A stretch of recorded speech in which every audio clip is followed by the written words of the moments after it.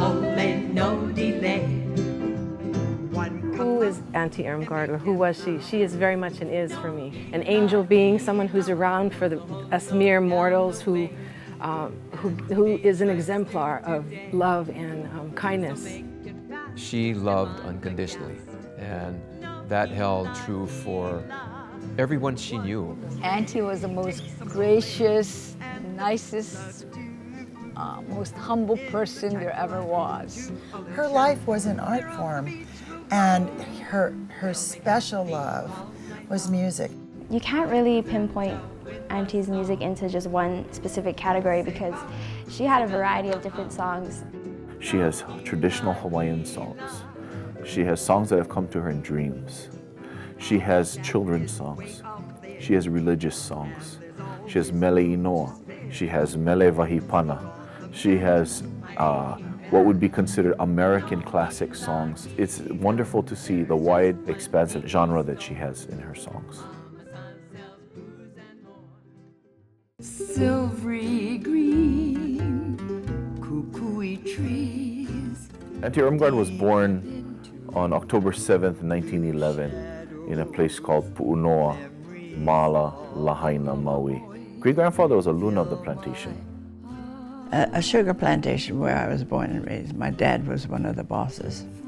Our family, there were 13 all together, children, and we really stuck together and played together and shared our years together. At sundown.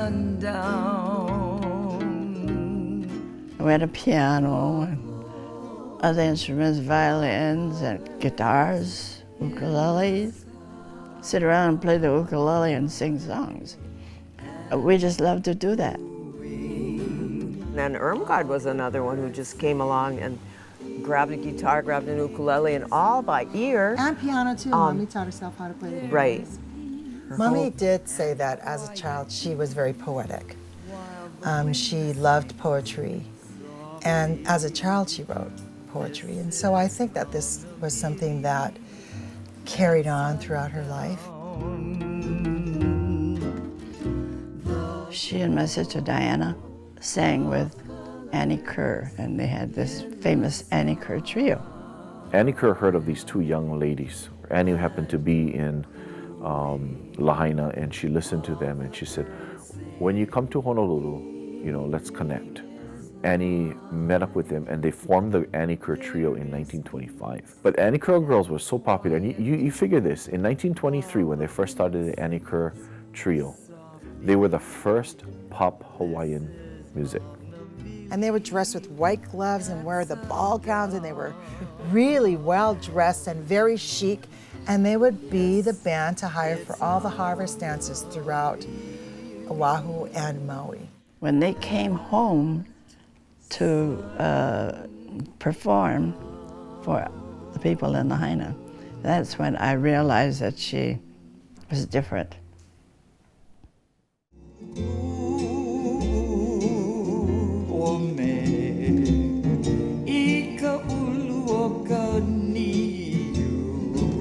The family home was actually in Lahaina. It was in two places. It was actually in Mala, which is north, just outside of Lahaina town. And then my grandfather moved the family to what is more famously known as the Pu'umana area, which is just south of Lahaina proper town. Not too long after the family moved into Pu'umana, great-grandfather gave each child a sprouting coconut tree. And along the front of that property, each one of us planted a coconut tree. Aunty Irmgard used to talk about remembering they would compare whose tree was growing taller, faster. But each child was given a tree and told, go ahead and plant this tree, and when these trees grow, so will you. As these trees grow, so will you. It was a very, very happy, secure, wonderful life there. And that's where the family really kind of grew up and where the song Pu'umana originates from. I know the fact that the song was written by my mother and the words were kind of given to her by her father, is what I understand it. She was at home, and it was prior to lunchtime, and she was playing the piano, and she got a tune. And she said, oh, this is going to be for Puamana, without thinking. Auntie Emma walks over and she said, oh, that's nice tune, Irmgard. What is that for? She said, oh, that's I'm going to write, this is for Puamana. I'm writing this now. She said, Emma, try do some steps. So Auntie Emma's doing her steps and Auntie Irmgard is solidifying this. When the lunch whistle blows, I guess, lunchtime from the plantation, great-grandfather comes home on his horse. And he comes in the door, and apparently they don't even let him have lunch. He said, Daddy, Daddy, come sit down, sit down. I want you to hear this. So he said, oh. He said, this is for Puamana. And without hesitation, great-grandfather comes out with the words, Puamana, ku'uhome i lahaina, mena pua aloa nauna, ku'uhome i aloha ia. I asked Auntie Irmgard before she died, you know, knowing your grandfather was a very rough man, very masculine man. I cannot conceive him writing about flowers. Do you think he was probably thinking Hawaiian and referring to you folks when he says, my flowers, which are so precious, or filled with scent? And she said, you know something? I think so.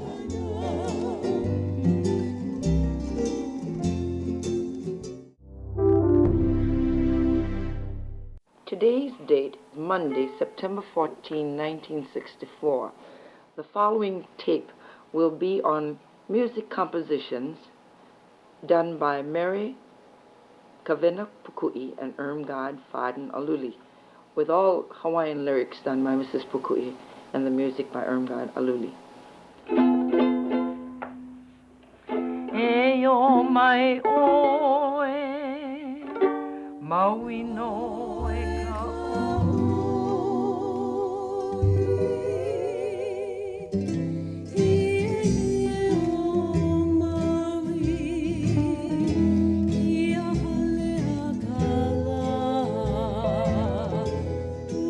The art of hakumele is understanding that you are to deliver a message or deliver a picture without having a picture. You figure our kupuna, our ancient kupuna, didn't have cameras. So how are they going to tell you how lovely this flower is, or how great this person is, or how beautiful this area is, or how much they love someone? They write a song. And Aunty Irmgard, one of the foremost composers in Hawaiian music, was able to skillfully deliver her message. Her life was about music. So it wasn't as if it was a category or a place. Her music was her life. Her life was her music. I love that idea. So that's a great inspiration for me as an artist. Be what you are, do what you love. And everything around Mom just inspired her to write. That's how she expressed herself, was through her music. So many times she'd be out and about and just words of music would just come to her. Something would inspire her. And her hundreds of songs have hundreds of varied stories of how they were written. It was written one day of her that she wrote more than 300 songs. So I created this document for her, and all it shows are just a bunch of songs that she and I came up with, that she's composed. And I went, Auntie, this is not 300 songs. And she said, I never said I composed 300. Somebody said that and it stuck. But you know, it's funny because even after her death, you know, then I find this listing, and there's songs, a lot of the songs on here are not on my list, and this is in her writing. And then there's one more list I'm finding here, and I look at these songs, I never even heard of them.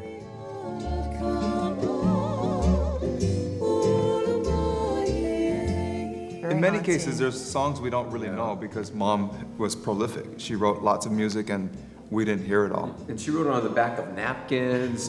We've got some folders of Mom's music, and I mean, there are pieces of paper that on one side was, you know, something that didn't mean anything. On the other side, she had music written down, and folders where on the inside of one flap she'd have a song, and the other side, the other flap would have another song. You know, it'd be partially finished, and then In some cases, Mom wrote right on the spot, like right now. And in other cases, she took time, like years, to write. So it could be years, it could be weeks, it could be months, and it could be just a moment right now.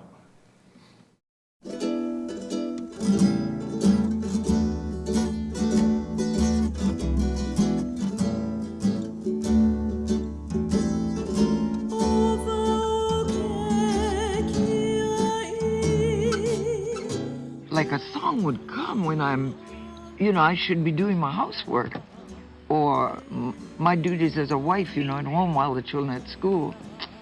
And if I sat at the piano, then it would be one song coming and another one, and I just put aside everything and do the music or forget about it. That's why I had to make a choice. She was discouraged at one point. What are you writing all of these Hawaiian songs for? It's not going to get you anywhere. She was very discouraged. And one day, I guess, she got to a point where she was so sad, she took her guitar and went out to the beach, to the water's edge. And she sat on some rocks and she prayed. And then she was about ready to throw her guitar into the water and say, forget this, Paul. And she heard a voice say, Kakau Meka'avi. And she looked at it and she said, that's my answer. She called Mrs. Pukui. And she said, Kovena, what does Kakau Meka'avi mean? Well, kakao means to write. And avi, maybe it means quickly, avivi. And then she realized at that time that was her answer. Not to listen to anyone discouraging her, but to continue doing what she's doing. And thank God, because after that, beautiful songs came. I mean, some of her classics came after that too. Those big years were 68 forward. Till the time she passed away, she was very creative in her songwriting and also very collaborative with other people. And people would ask me, oh, my birthday's coming up, can you do a song for me? Things like that. So we just got into the habit of composing. And I helped her because she couldn't read. She couldn't read music. But it came out of her soul, and she could compose a song immediately, as long as she understood what the situation was.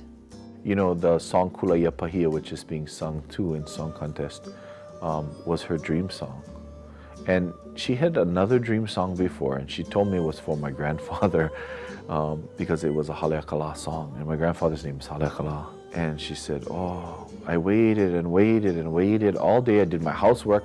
Tune was beautiful, and it came to me, and she waited, and I should have been doing this. And then by noon, completely gone. So one night she had another dream. There was a woman in white and red sitting on a piano playing and singing this song. She woke up in the morning and she put the pen to the paper and it finished the rest of it, just like that. She said, I felt as if I wasn't controlling. I say two things. One is I say, she met her guardian angel. That's beautiful. And secondly, I say, Auntie, that's your muse. You met your muse. Listen to my call.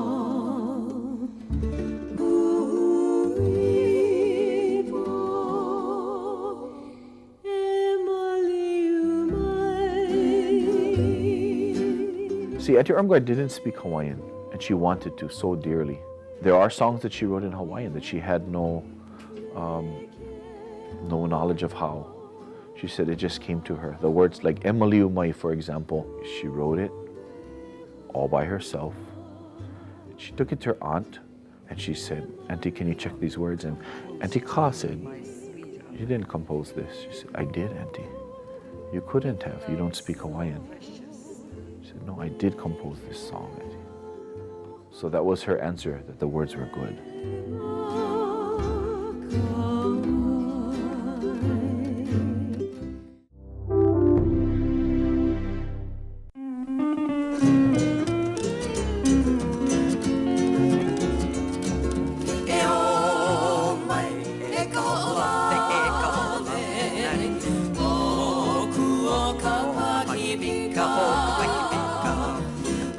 Puamana was formed, the group, in 1966.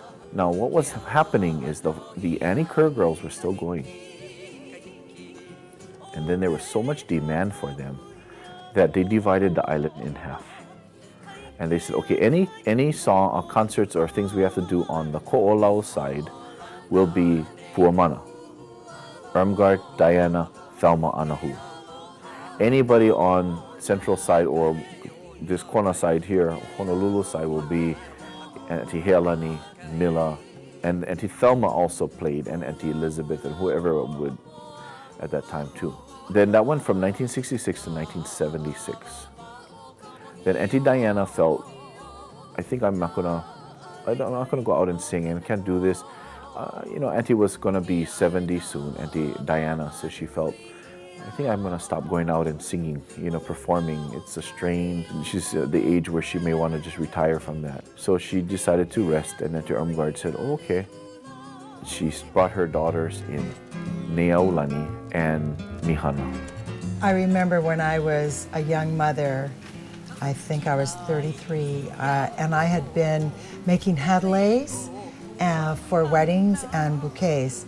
You can't freeze those things, so I remember I was working really hard, and I finally went to my mother and I went, what do I have to do to sing with you?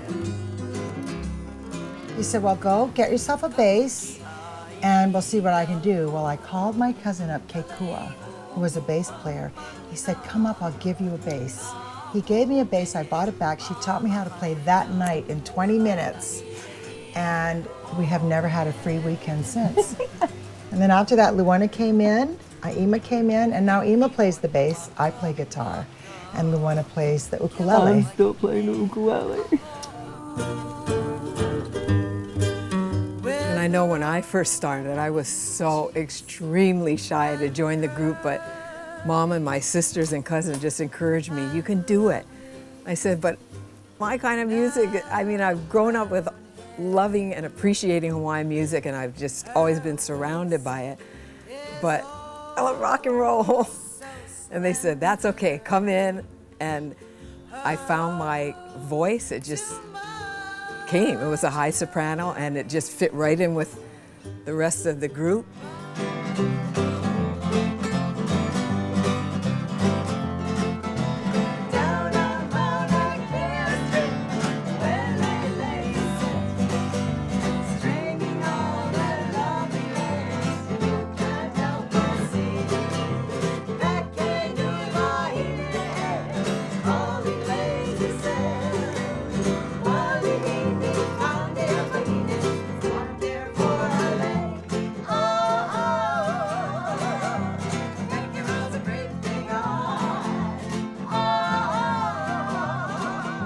You just had your babies. Napali and Summer were both born within a couple of months of each other.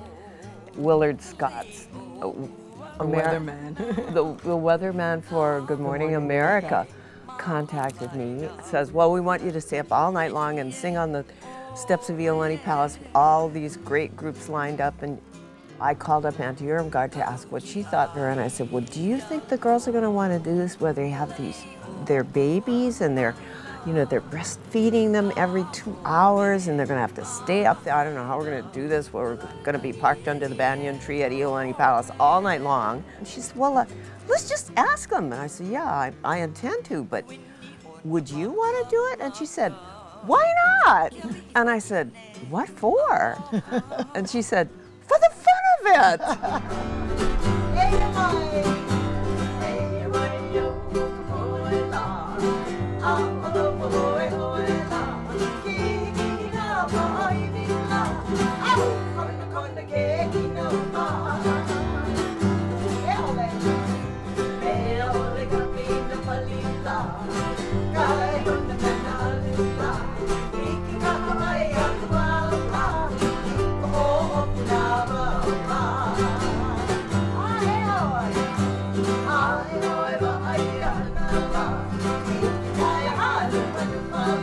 The last jobs that we would have, or the performances that we would do, we wouldn't tell her what they were because she would stay up all night and change it.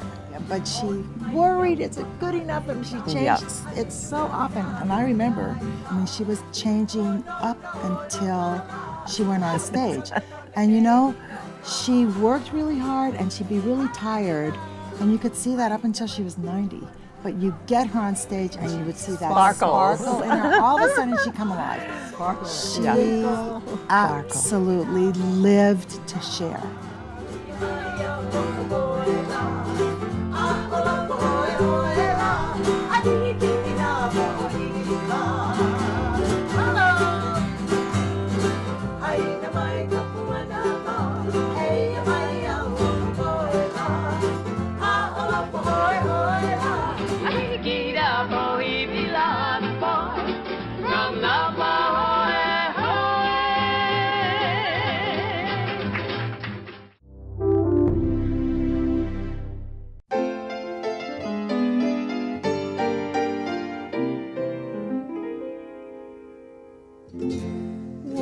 in the dusk. She had just come back from a round the world trip. She went with her siblings. She meets Uncle Nane at, I think it was Kailua Tavern. And he was in love with her. She was beautiful. You know, and he's this handsome Chinese Hawaiian man. And she's this beautiful Hapa Hawaiian girl. And I guess they started courting a while, and it was a long time before he told her that he was much younger than she was. And then when she finally told him, she said, "Oh, I was so upset, but what can you do? I was in love with him already."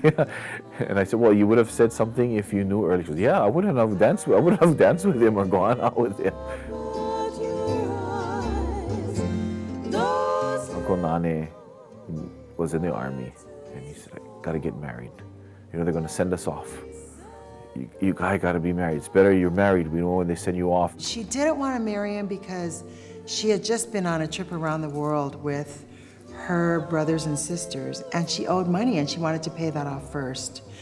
And because he did join the army, she agreed to marry, and they had a small wedding at Puamana. And then he was to leave to perform his war duties.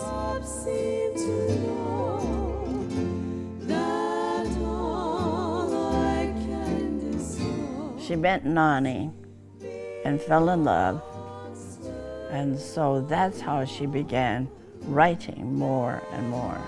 As a young bride, missing her loved one, she started to pen, "I lie awake at night, the hours go slowly by." When she shared the song with our dad wrote back words to her, and that will be in the music that we sing tonight. I hug my pillow tight and dream into the night, dreaming of all you. And dream into the night, dreaming of all your charms, and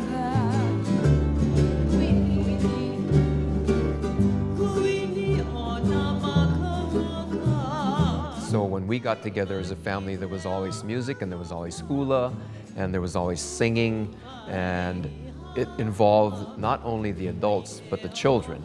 And none of us were excused, by the way. None of us ever got off easy. You know, if she said, "Okay, it's your time to dance," whether you danced or not, you got up because the aunties asked you. And that's the way it was. So in that respect, it was really quite extraordinary, because it was good training for us. Even as an adult woman, she would say, "Okay, Luana, you and Peter, come sing now." Otherwise, we would be shy. So you need the encouragement of your elders, always. And our aunties and uncles were always there. When we kanikapila, just family singing, and I can remember her voice as she sang. It was just like a warm, loving voice, and words can't really describe the kind of feeling you got around her. You could sense the love she had for us.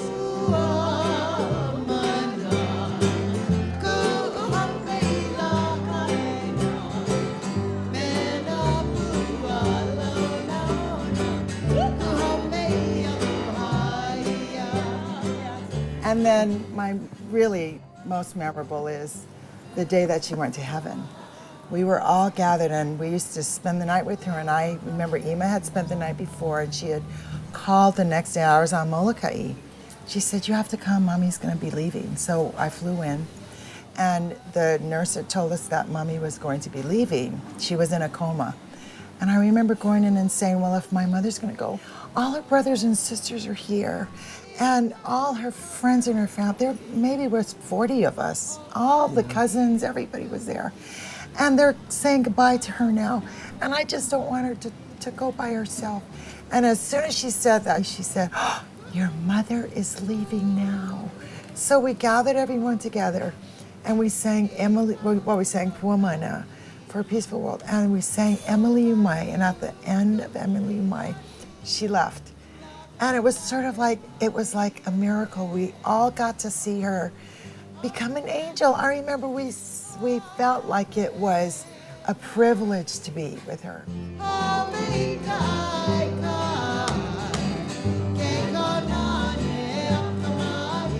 Another thing about Puamana, the song, when a family member died, my cousin Kikua Fernandez started that. When a family member passes away, we stand in a circle around the casket or the urn, and we sing that. That's our final song before we send that person off. It was interesting feeling. It was an interesting feeling to have to sing it for the composer, you know, at her funeral, to do this. And it was very sad. I was really broken up when Auntie died, because she wasn't just my auntie, but she was my teacher.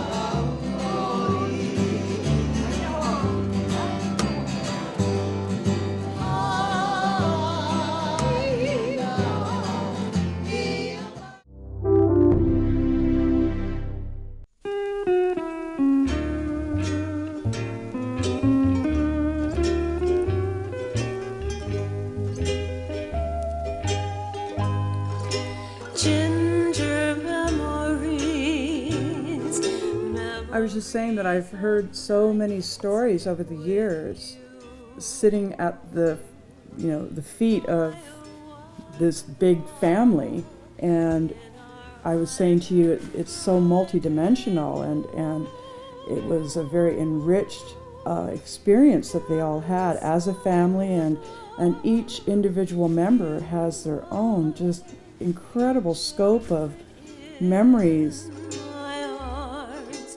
Do you know what crack seed is? Do you know what Lick Young is? Yeah. Well, it's an old brand that used to be in the store. Anyway, I guess Mom, we were driving around, she says, oh, Yiklung, and then all of a sudden we're in Yiklung getting all kinds of Yiklung candy, and I'm wondering, wow, how'd she do this? Little did I know that she wrote this song, Yummy, Yummy Crack Seed. It's about candy. It's about Seymour. Somehow she got this into the manager, and I guess the manager hired her to... Let me check your teeth. The manager hired her to create music, right, for this, Mama? Commercial. Yeah, I think that's true. Yummy, yummy crack seed, tastes so very good. Come from Hong Kong, China, yes, so very good. Oh no, crack seed, tasty little fruit. Every little boy and girl like eat crack seed. Oh no, crack seed, make you smacky lip. Buy 'em in the cellar pack, pretty good for you. She turned that into a money maker, a jingle, and ever since then we got Yiklung for years. Yeah.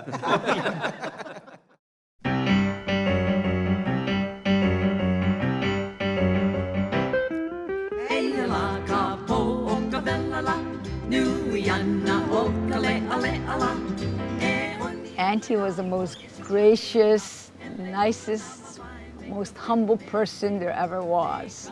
When Prince Hotel first opened, I had taken her and this other person, Auntie Judy, because their birthdays were very close in October. And so I had taken them to lunch there.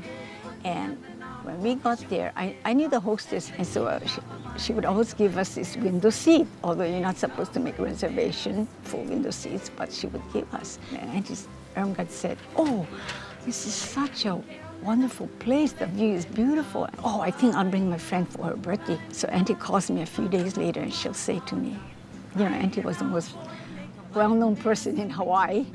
And she called me and she says, Betty, I made a reservation at Prince Hotel and I used your name, I told her I was your friend. And I burst into laughter because here she was so well-known and she's telling them that, oh, I'm Betty Ikehara's friend, just so she thinks that's how she was going to get the table by the window, So she called to tell me that she had used my name, and I thought it was so funny. But that's how humble she was. She really didn't know the extent of her celebrity,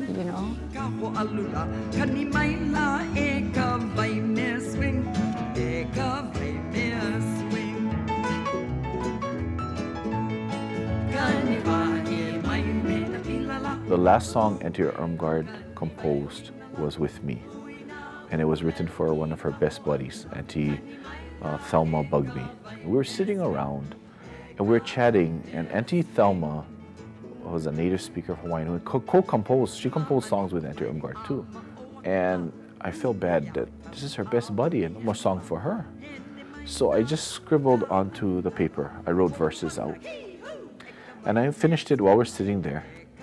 And Auntie Thelma's there. And I hand the pad to Aunty Irmgard and I tell her. And by this time, Auntie Thelma couldn't hear that well, so she couldn't hear me necessarily telling Aunty Irmgard this. And I said, Auntie, I just wrote these words for Auntie Thelma. Can you come up with some music? She goes, oh, okay. So she gets up, she goes into her bedroom, and she comes right out. Okay, I'm ready. And then we write this song for Auntie Thelma. I don't know if I remember, but just to give you an idea. Vehi keia noe kalei kaua lulehua oho aiku.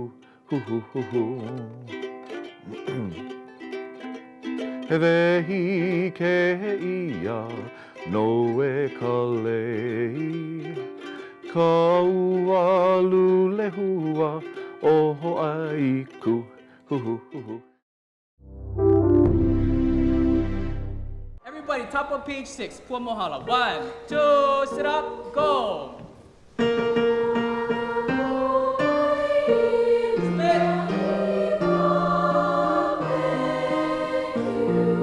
This year's Song Contest theme actually celebrates the life of Aunty Irmgard Farden Aluli because I think 2011 would have marked her 100th year of birth. The fact that Kamehameha Schools is recognizing my mother, her accomplishments, and her music, I think I think as a family that we're very appreciative of that, and thank you. These songs that were picked, and went through a nice process with Randy. We looked at a bunch of songs, this kind of list that we have here, and we said, okay, what kind of songs would lend greatly to choral music? Because choral music versus hula music, yeah, big difference.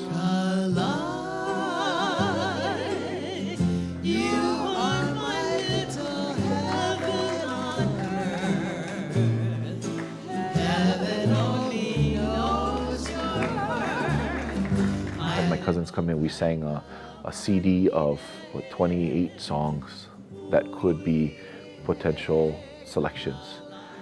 And then the CD, I guess Randy and I worked, and Randy narrowed it down a little bit more.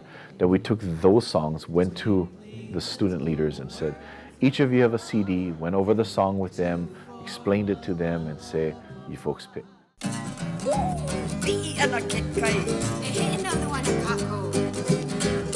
I picked Aloha Kolave. This song is arranged very simply, but it gets to the point. I guess it's like the music, we're trying to show the music, but it's also like the words, because it's the love for your Aina. That's what I'm trying to get to my class, is love for your Aina, and remember where you came from.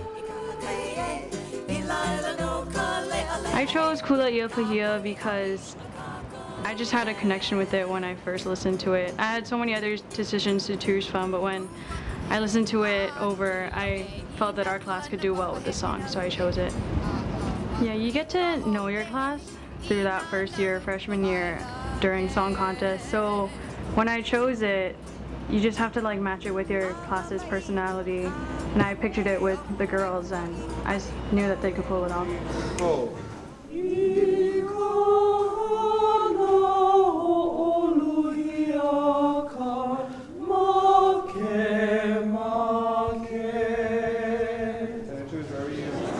We're singing Momia o Ku'upu'uvai. I chose it because the melody is so melodic in the sense that you can visually hear the waterfall that it speaks about in Ho'oa Valley. And when I was listening to the song, I could hear my men singing it, and the tone and quality that they can produce, it just matched perfectly, so I chose it for that.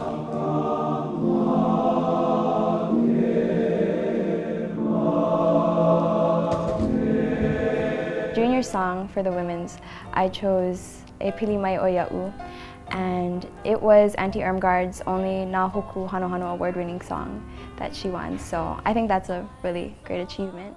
And that was one thing that stood out to me when I picked the song. Another thing was I really liked, it was one of the only songs that had a 3/4 type of tempo song, so I kind of like that too, kind of like a waltz feeling. And it's an easy melody for the girls to learn, and so it's really simple.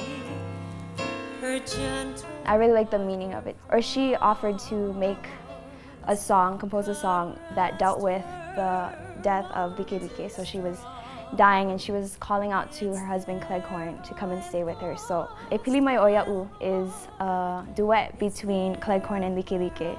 So she's telling him, E Pili Mai Oya'u, come stay with me, and he's reassuring her that he'll take care of her.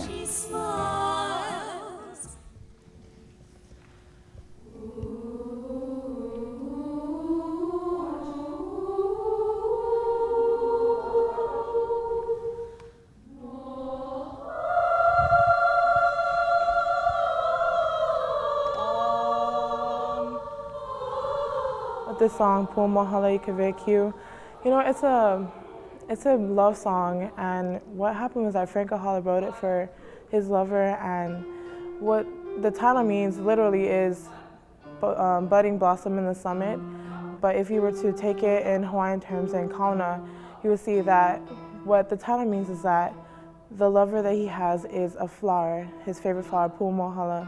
And what he's saying is that he's taking that favorite flower and he's putting her in the summit, putting her above everything else because he loves her so much.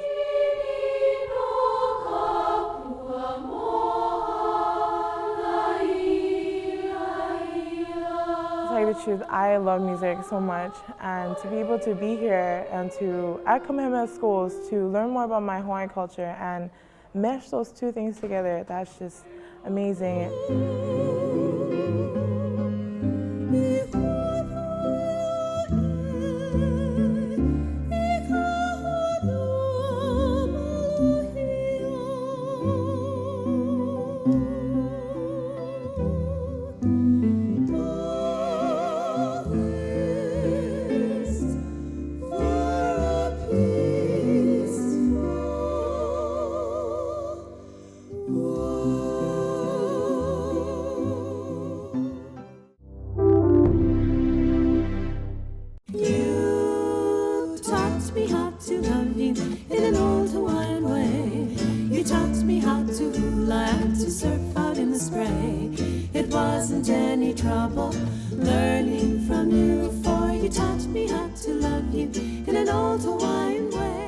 I really miss her strength of character more than anything else, and her unconditional love.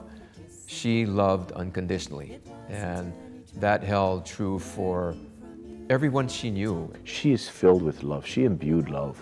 And you know, she made you feel welcome no matter what. I always felt like she was another grandmother to me. Never felt like I'm not part of your line. You know, and I think that's a good lesson that today's kupuna might learn from the kupuna before. Mom is mom. You can't replace her. You can only remember her now. And it is not only the music, but in the love that she gathered in us. And she did tell me one time, aloha is the decision to be kind, and she was, and to give your very best. She was as gracious as they come, and everything she did the best. I mean, everything she gave the best she had, and she gave the most that she could. Just to look at Mommy, anyone knows how to love, because she was such a good example. And believe me, sometimes it's tough. I know we're all going through many things, but she really sets a wonderful example of what it is to be Hawaiian. The times have changed now with all the money, shows. I'm up against where, forget about the money already. If you cannot perform with love, if you cannot teach with love, then it's not what we're here for, especially from our family.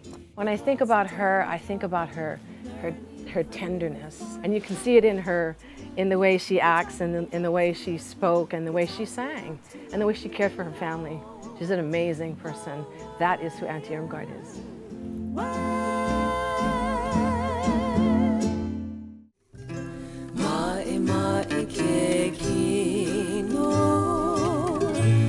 O what we cannot forget is, in all this, Aunty Irmgard belonged, I believe, to Hawaii. Like any other of our great kupuna, she belonged to Hawaii. Everyone has kuleana, and that's what she's about for me. She's about kuleana. She's about taking your talents, utilizing them, and bringing them forward to share. What Mom did is she gave a lot of herself. She would consistently perform and give of her music and her time. So she was more of a giving person, and she gave and she gave and she gave. And over time, after years and years of giving, she was recognized. You know, her music came out. A lot of the songs have not even been heard by these children. I mean, they wouldn't really listen to it, but these are the older songs, and I want to be able to continue, as I said before, continue to keep these songs going for our small ones, well, younger ones, to continue with this.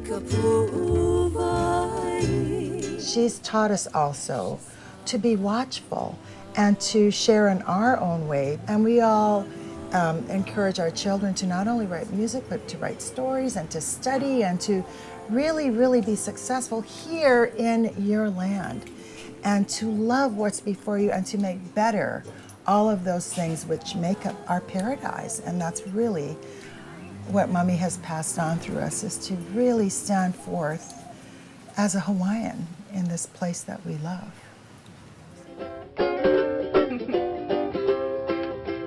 Hana, hana no e ka oi.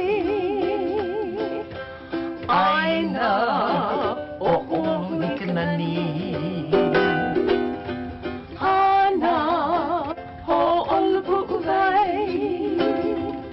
Uhi mai la ke ala puni I kahala.